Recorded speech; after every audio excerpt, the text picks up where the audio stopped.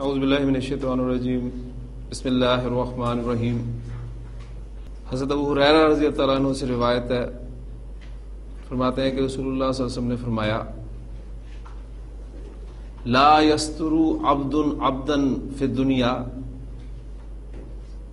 الا سترہ اللہ یوم القیامہ، رواہ مسلم۔ جو شخص اس دنیا میں یا کوئی بندہ اس دنیا میں کسی بندے کی ستر پوشی کرے گا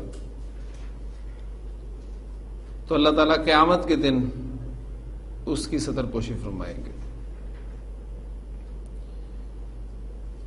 اور حضرت سالم اپنے والد سے روایت کرتے ہیں، ایک لمبی حدیث ہے، اس کا آخری حصہ ہے کہ من ستر مسلمن سترہ اللہ یوم القیامہ۔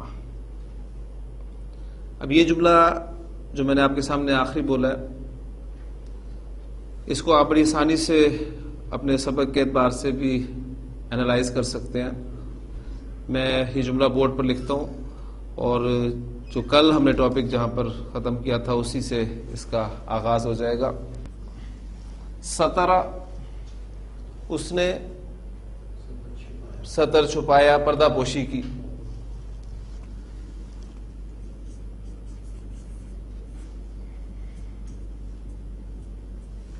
سترہ مسلمن،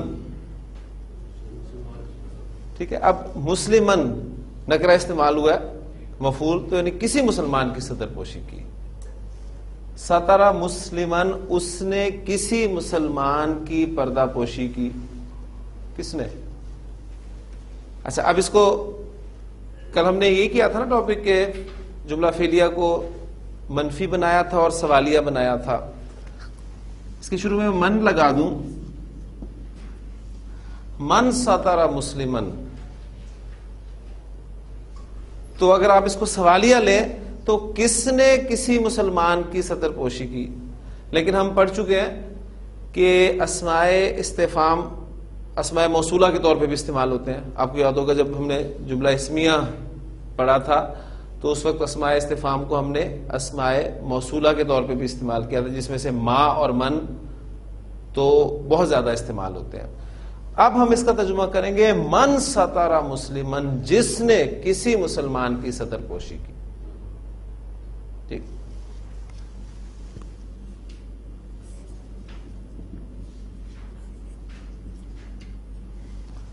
سترہ،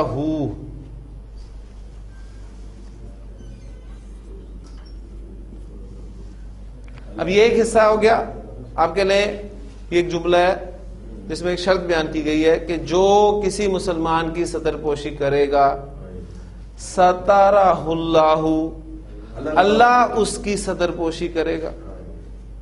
ٹھیک، کب کرے گا؟